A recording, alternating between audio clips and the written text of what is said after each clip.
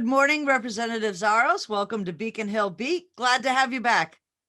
Good morning to you, Paula, and everybody out there. I love it. So 100 days. This marks the anniversary of you being up at the State House as a representative for the town of Barnstable and Sandwich. Give us your impressions. Was it what you thought it was? Is the work different? Have you learned something? All of that. Yeah, those are good points. 100 days in your, new political career, right? I'm one of those people that never ran for office before and was a police officer for all these years. So yes, I've learned a lot. I know I love it. I love the best part I find is helping people. So in the first 100 days, I look back and I know I filed 25 bills. I co-signed on 200. Um, Chief Caitlin Wright, who's my chief of staff, and I have helped hundreds of people in the meantime.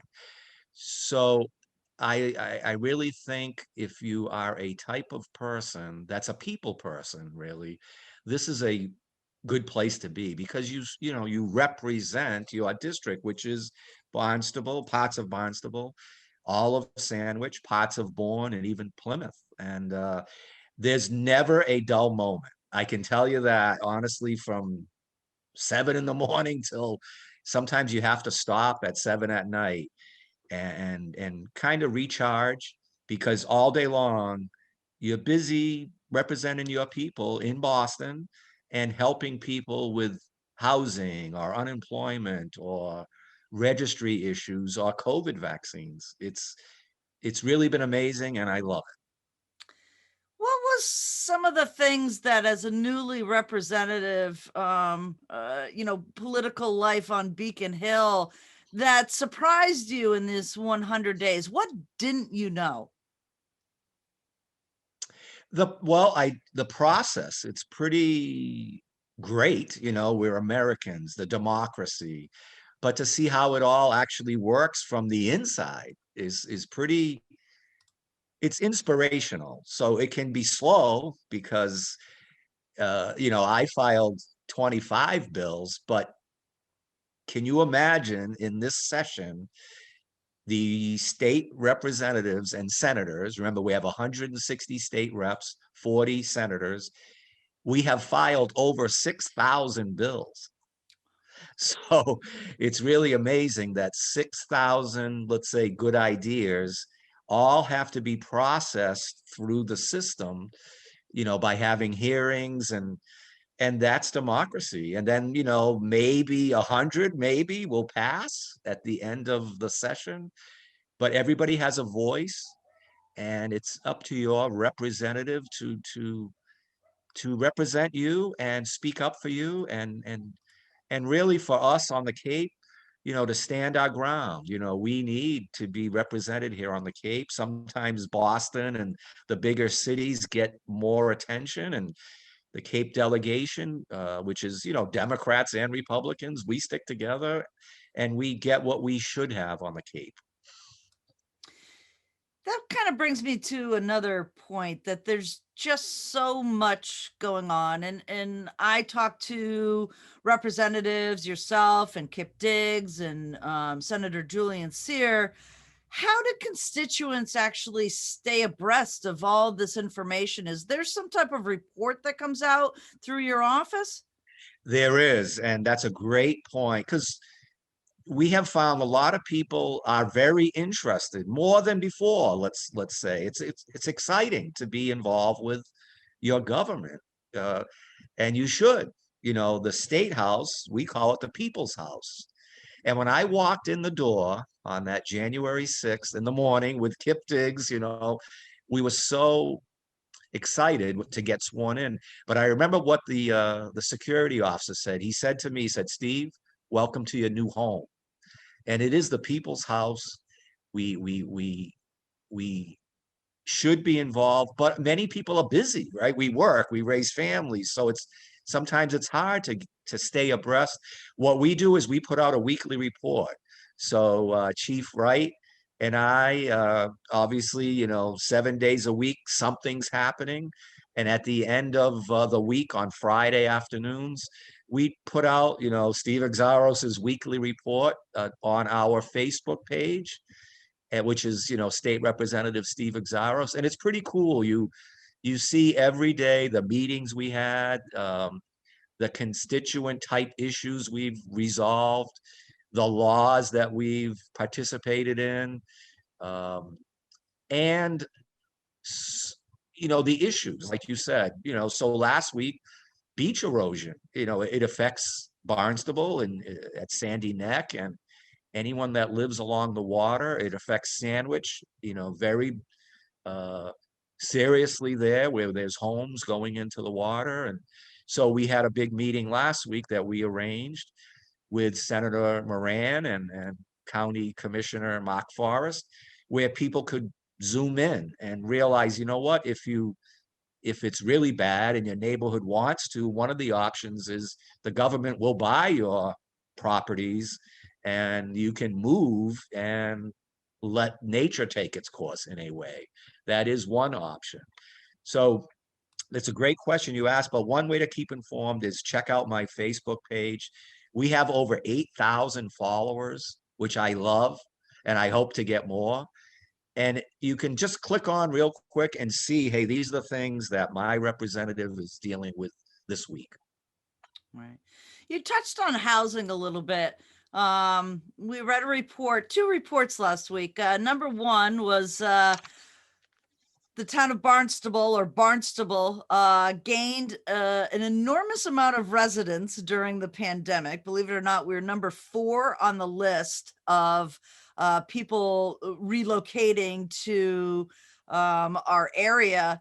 And then the other report was the unavailability and the complete depletion of inventory of housing, from single family homes right down to condominiums, apartments.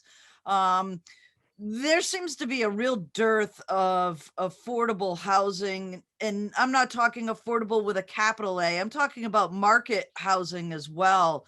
What are some of the things that are happening at the state level that might help ease some of this? That's a great question. There's at the state level, it's difficult. Housing is so important. It's one of our basic needs. And when I was a police officer, I saw homeless people living in the cranberry bogs, and I saw the hungry, and I will never forget that. So I'll do everything I can to help with housing. And you're right, it's some of it is affordable housing, and one way to do it is to take let's say old schools that are not used anymore and turn them into housing. We sat in on a meeting last week. It just got done in Brockton. So that's one advantage of being a state representative. You see how it's done other places. They took a hotel that was trouble for a long time, and they flipped it into apartments, and now people are living there, and it's beautiful. So using existing buildings, repurposing them is one way. But your single family dwellings and things like that, there's only so many available. I just spoke with a realtor yesterday, and I asked the realtor that question, just what you said.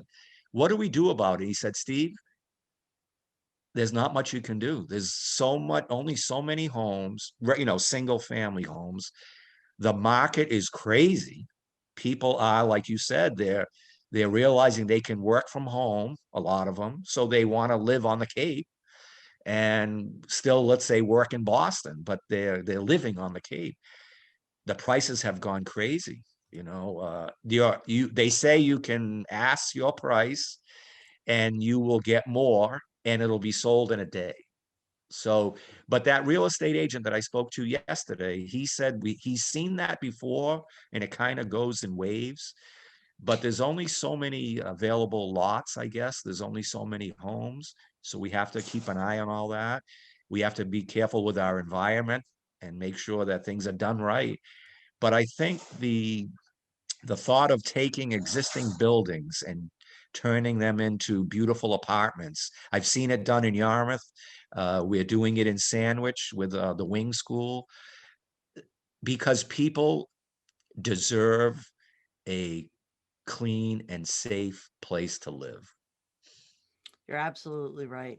And hopefully, the powers to be that are our selectmen and our town councils, ADUs are actually starting to make it through town meetings now. And I know it's come through on, they're working on it with our town council in Barnstable. So hopefully there'll be some relief out there. But the numbers are crazy, which all leads to, when you think about numbers and you think about dollars of how, services and programs get funded, the state has a 46 billion with a B billion-dollar budget. And this is budget week.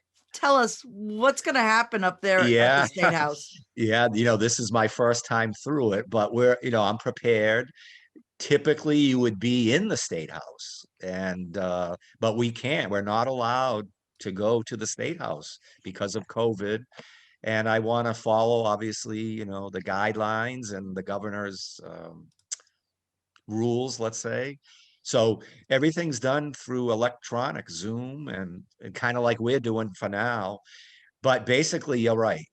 Can you imagine? I don't think most people know. A lot of my friends, that's my little quiz question. Hey, what do you think the state budget is, for 1 year? What?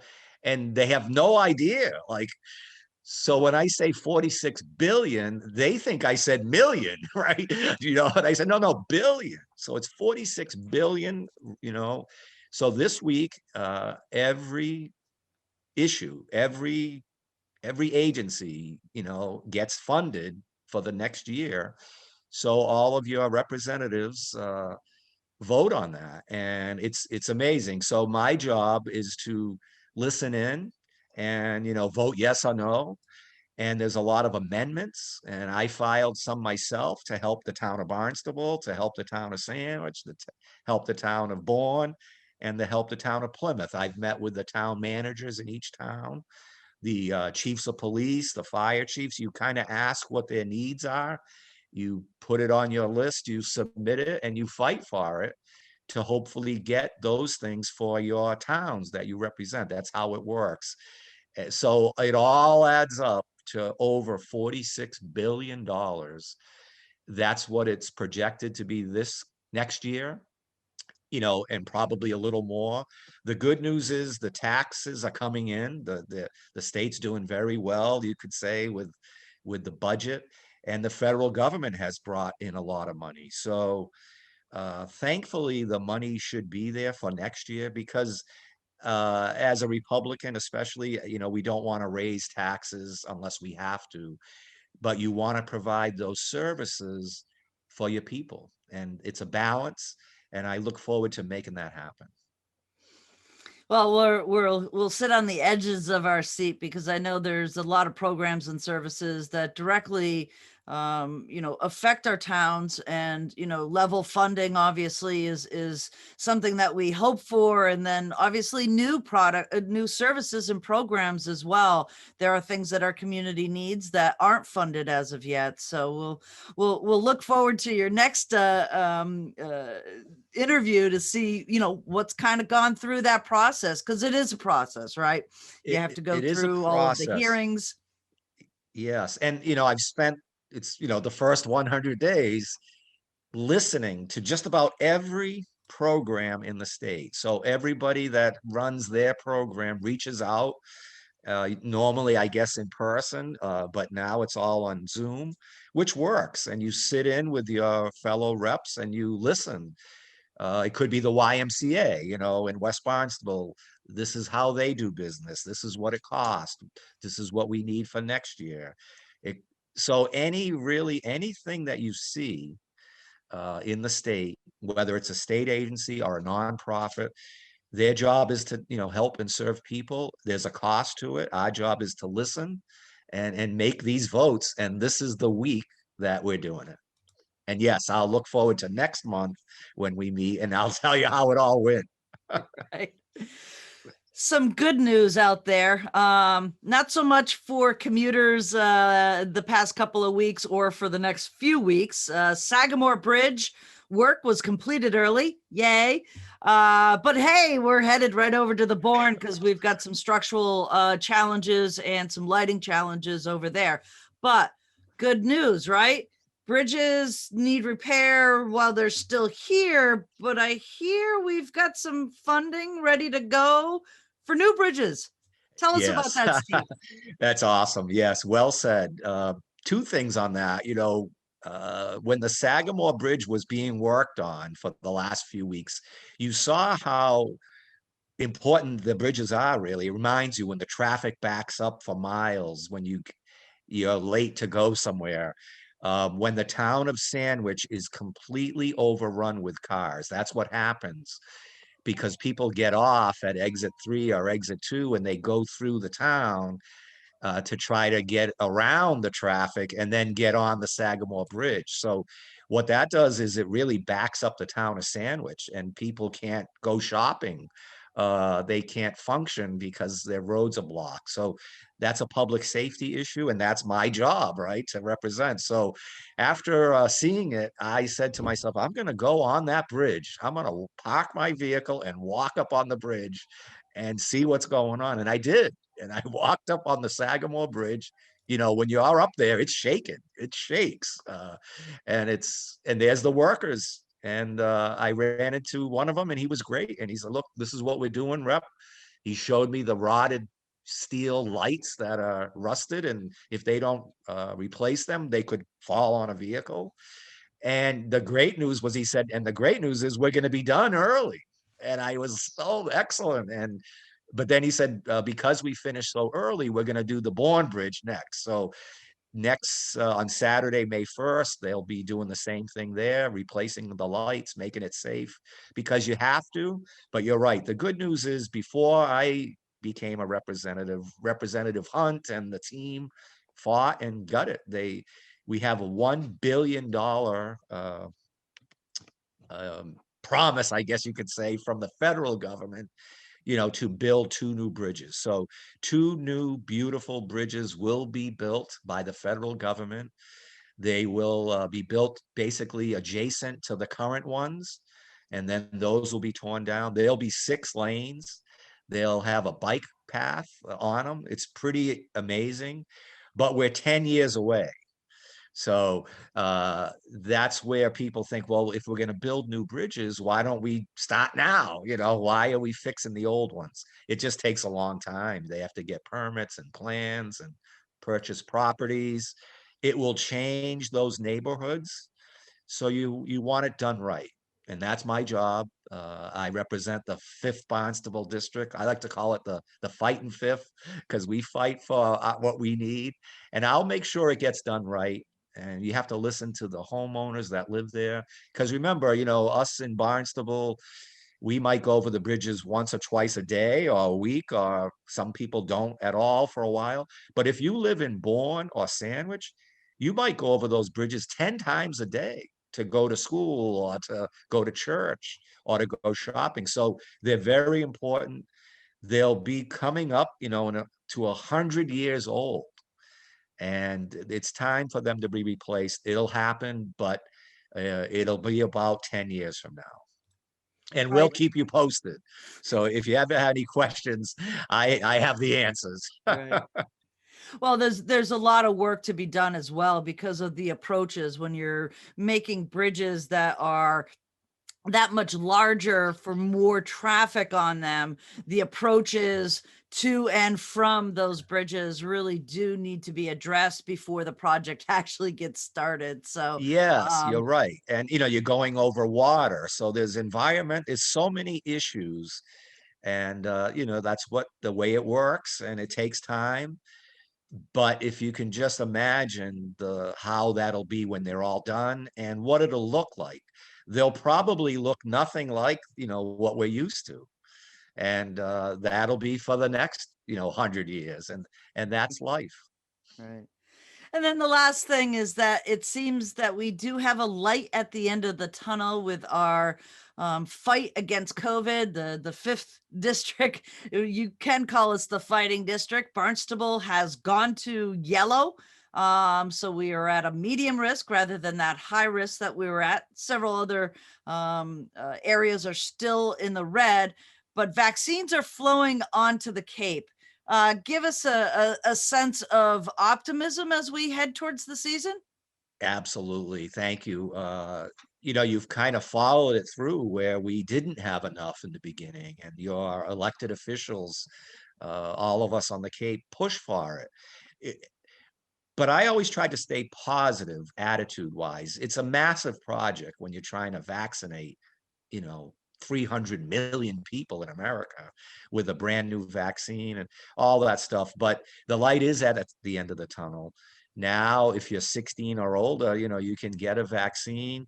There's multiple sites on the Cape that we opened, Cape Cod Community College, the Melody Tent, Falmouth Fairgrounds, the Lower, there's all kinds of places, plus your CVS and your Walgreens and your own town nurses and health departments. You know, we, I got to see that. I got to go to Sandwich and see how they store the vaccines at the town nurse office and how they hand it out to the firefighters, and then they go and vaccinate people at home. And on a personal note, my fiance is a nurse practitioner, and she was able, I'll never forget this, to get 2 doses for a man that lives in Dennis, not in the district, but a friend through Representative Whalen, who is housebound. He hasn't been out of his house in 4 years, and family can't visit. So Denise and I and Representative Whalen vaccinated that man. And you cry because now his family can visit. So there is a lot of light at the end of the tunnel. We should remain vigilant, still wash your hands, social distance, wear masks, but let's hope that changes soon because our business community depends on a great summer. And that's what we're going to bring. That's right. Here's the summer and, lots of sunny weekends. The Cape Cod Chamber, I'm sure, has got their weather forecast queued right up. And I think Mr. Quahog there is going to be predicting a great summer here on Cape Cod. Is there Amen. anything that I didn't ask that you want to tell your constituents through this program? Just to really stay in touch. We love what we do. If you have any needs, I think that's an area that people may not realize. It's called constituent services. So if you live in the fifth Barnstable, the fighting fifth Barnstable district, or any district, reach out to your representative. We have direct connections with people that make things happen.